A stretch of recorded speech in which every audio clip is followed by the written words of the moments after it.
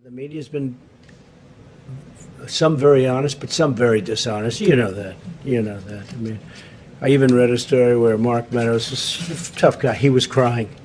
He was crying. This was Maggie Haberman. You know, she won a Pulitzer Prize for her coverage of Russia, but she was wrong on Russia.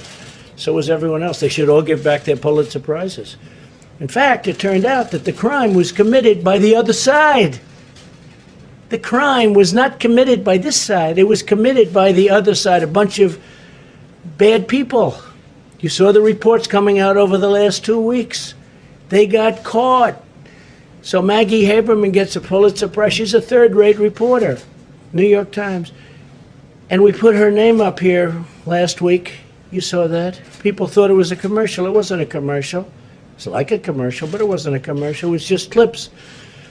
And because we exposed her as being a bad reporter, what happened is she came out and said Mark Meadows was crying, and they made it sound, I said, Mark, and it's okay if he did, I wouldn't, look.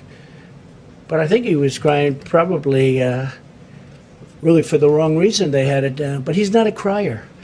And if he was, I've known criers. I could tell you people that you know that are very famous, they cry, and that's okay too. But it was a nasty story in so many ways. It was fake news. And she only did it because we exposed her for being a terrible, dishonest reporter. She is. I've known her for a long while. I haven't spoken to her a long time. I made the mistake. I take a picture with her at the desk a long time ago. Every time she does a story, if I say, I haven't spoken to her in many, many, many months, maybe years. I don't speak to her. She's fake. A lot of people are fake.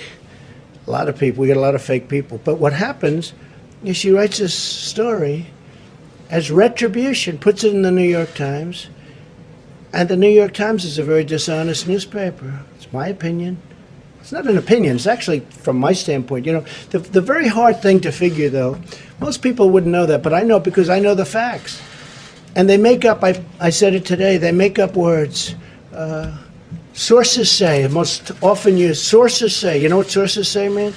Sources say means they have nobody, and they make it up, okay? And they have a few other type statements that mean the same thing. But sources say is the most often used expression in the Washington Post, New York Times especially, CNN, fake news, CNN. They should really be mandated, and I mean mandated, to use a name. If there's a source, use a name. Say that Kayleigh McEnany said, or somebody, and you'd find out that the, number one, the source wouldn't say it. The sources don't exist. I don't believe the sources exist. And I try and tell this, the beautiful thing about doing these conferences is that we have tremendous numbers of viewers, and I'm able to reach the viewers without having to go through fake news where they make a good story into a bad story. We will make America great again.